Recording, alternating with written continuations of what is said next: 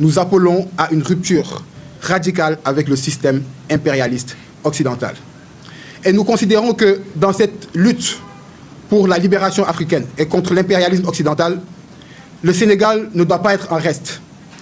Bien au contraire, nous considérons que le Sénégal doit jouer un rôle central parce que, ayant été le laboratoire de la France-Afrique, mais aussi très souvent une base arrière de l'impérialisme occidental, nous considérons qu'aujourd'hui la libération du Sénégal pourrait influencer sur la libération de toute l'Afrique. Et ce n'est pas pour rien aujourd'hui que tous les regards sont tournés vers le Sénégal. Et ce n'est pas pour rien non plus que tous les regards sont tournés vers ce nouveau régime que nous avons en place.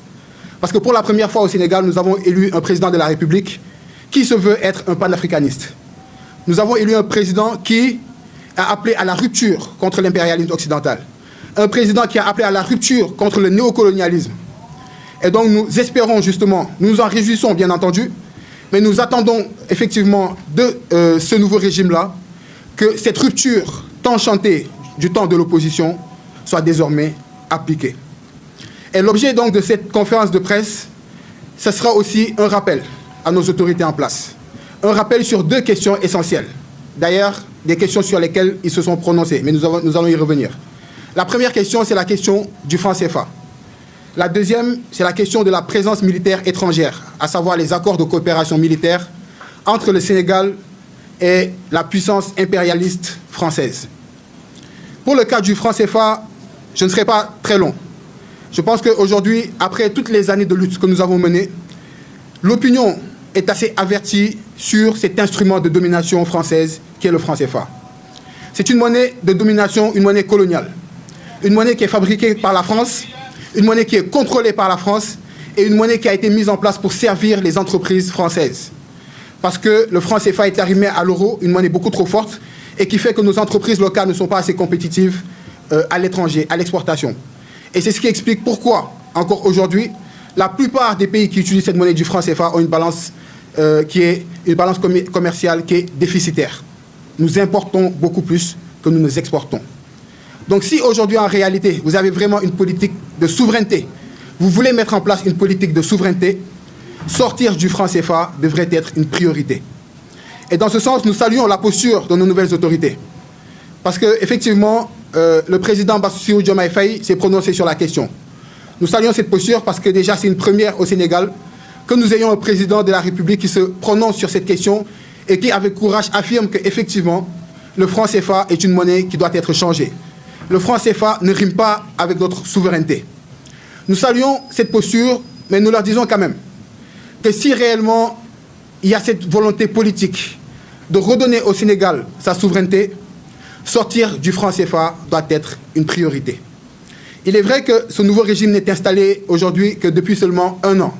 Par conséquent, nous estimons que c'est un délai assez court, effectivement, pour changer de monnaie. Mais nous considérons que ce débat doit désormais être sur la place publique. Ce débat doit également être aujourd'hui discuté au sein de l'Assemblée nationale, chose que nous n'avons pas encore vue.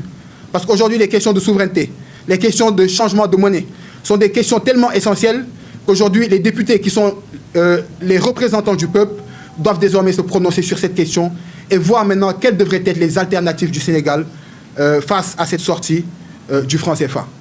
Donc nous les invitons à se prononcer là-dessus. D'ailleurs, nous avons vu que sur le référentiel du Sénégal 2050, cette question n'a pas été discutée. Donc nous invitons vivement nos autorités qui ont réellement affirmé cette volonté de sortir du franc CFA, de davantage se pencher sur la question. Parce qu'aujourd'hui, vous ne pourrez mener aucune politique de souveraineté tant que vous ne contrôlez pas votre monnaie. Parce que qui contrôle votre monnaie contrôle votre économie et par conséquent contrôle votre politique. La deuxième question sur laquelle nous allons échanger aujourd'hui est la question donc des accords de coopération militaire avec la France. Et il faut le dire, nous avons été très déçus du régime en place, d'apprendre le président Bassirou Diomaye Faye nous annoncer le 4 avril dernier que le Sénégal ne comptait pas rompre ses accords de coopération militaire avec la France. Et pourtant, le président Bassirou Diomaye Faye lui-même affirmait il y a quelques mois que pour redonner au Sénégal sa souveraineté, les bases militaires étrangères allaient fermer. Effectivement, les bases militaires étrangères doivent fermer et elles vont partir. D'ailleurs, elles sont en train de partir. Mais le président Bassirou Diomaye Faye, en tout cas s'il en est conscient, et je pense bien entendu qu'il en est bien conscient parce qu'il doit être l'homme le plus informé du Sénégal, ne doit pas tomber dans le piège de la France. Parce que depuis quelques années, la France est dans une dynamique de se reconstituer. La France est dans une dynamique depuis quelques années de revoir son dispositif militaire en Afrique. Parce que la France est consciente depuis quelques années qu'elle est en train de perdre son influence en Afrique. Après avoir été chassée du Burkina Faso, après avoir été chassée du Mali, après avoir été chassée du Niger, la France s'est dite qu'une présence militaire à travers des bases militaires et des soldats en treillis n'était plus acceptable pour les populations africaines, encore moins pour la jeunesse africaine. Et donc, dans cette logique, Emmanuel Macron avait annoncé il y a 2 ans que la France allait revoir son dispositif militaire en Afrique pour avoir un dispositif moins posé et moins exposé, pour reprendre ces termes. Donc l'idée, c'est quoi? L'idée, c'est de nous faire croire que la France allait quitter l'Afrique. L'idée, c'est de nous faire croire que la France ne se mêlerait plus de nos questions militaires et que nos pays, maintenant, obtiendraient leur souveraineté et que leur armée pourrait maintenant gérer leurs questions de sécurité en toute souveraineté. Alors que derrière, à travers les accords de coopération, aujourd'hui, la France sera toujours présente. La France sera présente à travers des conseillers militaires, la France sera présente à travers des représentants dans nos institutions, la France sera présente à travers les échanges de renseignements, les transferts de renseignements, les échanges d'informations, et nous estimons que ça va à l'encontre de notre souveraineté. Et donc nous aimerions poser une question à nos autorités. Cela fait maintenant plusieurs décennies que nous avons des accords de coopération avec la France. Quels sont les objectifs de ces accords en réalité? Parce que si l'objectif de ces accords, c'est d'accompagner nos armées pour que nous puissions avoir des armées indépendantes et qui puissent assurer notre sécurité en toute indépendance, et que la France, en plusieurs décennies, n'a pas pu aujourd'hui nous permettre d'avoir cette indépendance-là, alors ça veut dire que la France a échoué. Et donc rien ne peut justifier aujourd'hui que nous puissions maintenir ces accords de coopération avec la France. Nous estimons que la France est une puissance impérialiste. Et nous disons toujours qu'on ne négocie pas avec l'impérialisme. On ne flirte pas non plus avec l'impérialisme. Parce que l'impérialisme ne connaît pas de collaboration d'égal à égal. L'impérialisme ne connaît pas de partenariat gagnant-gagnant. La seule logique de l'impérialisme, c'est la domination. La seule logique de l'impérialisme, c'est l'exploitation. Et ce n'est pas pour rien aujourd'hui que les puissances impérialistes ont fondé toute leur richesse sur la domination de notre peuple et le pillage de nos ressources, depuis l'esclavage. Et l'impérialisme ne disparaît jamais. Comme je l'ai dit tout à l'heure, c'est un mauvais élève. L'impérialisme a toujours tendance à se façonner, à se transformer, à se reconstituer. Et nous, aujourd'hui, il est temps que nous puissions ouvrir l'œil sur leur façon de procéder et de pouvoir également anticiper sur la méthode. Depuis l'esclavage, nous vivons le même processus. Nous sommes passés de l'esclavage à la colonisation. Après la colonisation, nous sommes passés à la néocolonisation à travers les accords coloniaux que nous sommes en train de combattre aujourd'hui. C'est la même chose avec la question de la monnaie. Le franc CFA, au départ, s'appelait le franc des colonies françaises d'Afrique. Colonie ne pouvait plus passer, ils l'ont transformé en communauté française d'Afrique. Et aujourd'hui, on parle de communauté financière africaine. Mais c'est toujours la même monnaie que nous utilisons. Et encore qu'il y a 3 ans, en 2022, Emmanuel Macron a voulu utiliser la monnaie ECO, qui était un projet de monnaie souveraine de la CEDEAO, pour en faire un maquillage du franc CFA. L'impérialisme ne disparaît jamais. Donc aujourd'hui, certes, la France, les bases militaires françaises au Sénégal vont fermer, elles vont disparaître. On ne verra plus de soldats en treillis. Mais sachez que les soldats, ils seront en costume cravate dans nos bureaux. Ils seront dans les ambassades, ils seront dans nos institutions, ils seront là en tant que formateurs, ils seront là en tant que conseillers. Donc aujourd'hui, la France sera plus que jamais présente au Sénégal. Et c'est pourquoi nous invitons donc le président Bassirou Diomaye Faye à aller vers cette rupture-là. Cette rupture qu'il a tant chantée à l'époque de l'opposition. Il faudrait qu'on rappelle au président Bassirou Diomaye Faye qu'il a été élu pour une rupture radicale et non pour apporter des petites réformettes dans nos relations avec la France. Parce qu'aujourd'hui, la fermeture des bases militaires françaises, en réalité, ce ne sont que des réformes dans les accords. Dans les accords, vous verrez que la France a le droit de disposer de bases militaires, mais vous verrez également qu'il y a les transferts, les échanges de renseignements. Vous verrez que c'est la France qui forme nos soldats, des soldats après qui sont formatés à l'idéologie française. C'est la France aujourd'hui qui est présente dans nos institutions. C'est la France, limite, qui donne les directives aujourd'hui dans dans notre système de sécurité. Et c'est ainsi donc que nous appelons donc à cette rupture, avec une rupture radicale dans les accords de coopération militaire que nous avons avec la France. Et nous appelons ainsi aussi toute la population à tenir compte de ces éléments que nous venons de citer. Parce que cela fait plusieurs années maintenant que nous luttons pour ce changement. Ce gouvernement a été soutenu durant les périodes de campagne, durant les périodes d'opposition, parce qu'ils ont porté le message de la jeunesse. Et le message de la jeunesse, c'est un message de rupture. Et aujourd'hui, je tiens aussi également à alerter à ce niveau et à sensibiliser la jeunesse panafricaniste partout en Afrique. Aujourd'hui, la nouvelle stratégie de la France, c'est de diviser les panafricanistes au sein d'entre eux.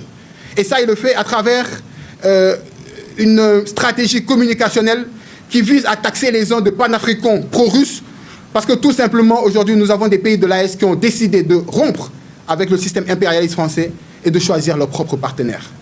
Nous leur invitons à ne pas tomber dans ce piège, que ce soit les Africains du Sénégal, mais que ce soit également les Africains de l'AES. Les peuples sont solidaires entre eux. Et le panafricanisme, c'est avant tout la solidarité des peuples. Donc aujourd'hui, si nous avons bien un problème, si nous avons bien des exigences, c'est au niveau de nos autorités. Et nous invitons donc nos autorités à tenir en compte ce message de la jeunesse. Je ne pourrais terminer sans également adresser un message de soutien et de solidarité au peuple burkinabé, mais également à son leader, le capitaine Ibrahim Traoré. Nous voyons depuis un certain temps, depuis même très longtemps, des campagnes de diabolisation à son encontre et à l'encontre également des leaders de l'AES. Parce que le panafricanisme en réalité dérange. Et lorsque vous dérangez, c'est tout à fait normal que derrière ça aboie, ça menace. Donc en réalité, ça ne nous surprend pas. Mais nous aimerons tout simplement dire qu'aujourd'hui, fini l'époque où nos leaders seront sacrifiés. Fini l'époque où nos leaders seront assassinés sans que les populations puissent se lever et défendre justement ces leaders-là. Ils ont assassiné Thomas Sankara, il ne s'est rien passé. Ils ont assassiné Kadhafi, ça ne s'est rien passé. Ils ont assassiné Patrice Lumumba, Sylvanus Olympio. Tant de leaders panafricanistes ont été assassinés pour mettre un terme au combat panafricanisme et il n'y a pas eu de solidarité au sein des peuples, mais également très peu de solidarité au sein des leaders. Parce que nous avons vu ce qui s'est passé avec Ibrahim Traoré, nous avons vu très peu de solidarité au sein des leaders et au sein des autorités africaines. En tout cas, en tant que peuple, nous pouvons dire que Ibrahim Traoré, les leaders de l'AES, mais tout leader qui se lève pour se battre contre l'impérialisme occidental ne sera pas laissé à son propre sort. Ibrahim Traoré sera soutenu non seulement au Burkina, mais il sera soutenu aussi au Sénégal. Et ça, nous le garantissons. Et fini l'époque aujourd'hui où ils vont assassiner nos leaders sans qu'eux, ils ne puissent se sentir menacés. Donc si aujourd'hui, que ce soit Ibrahim Traoré, mais tout autre leader panafricaniste qui se bat contre l'impérialisme occidental se sent menacé, nous pouvons dire qu'eux aussi, leurs intérêts, que ce soit au Sénégal, mais partout en Afrique, seront menacés. Et ça, c'est très clairement une menace, qu'ils le prennent comme une menace. Parce que notre génération n'est plus cette génération qui va tendre l'autre joue. Il faut qu'on arrête à chaque fois de vouloir jouer sur la diplomatie, alors qu'eux, ils ne font pas jouer la diplomatie. Ils nous insultent, et nous, on nous demande d'être diplomates. Ils nous marchent sur les pieds, on nous demande d'être diplomates. Ils nous assassinent, tout le monde sait que c'est eux qui commandent les assassinats.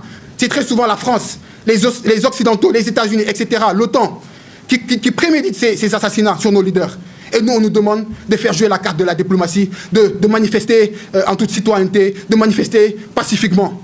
Tant qu'eux, ils seront pacifiques, nous, on sera pacifiques.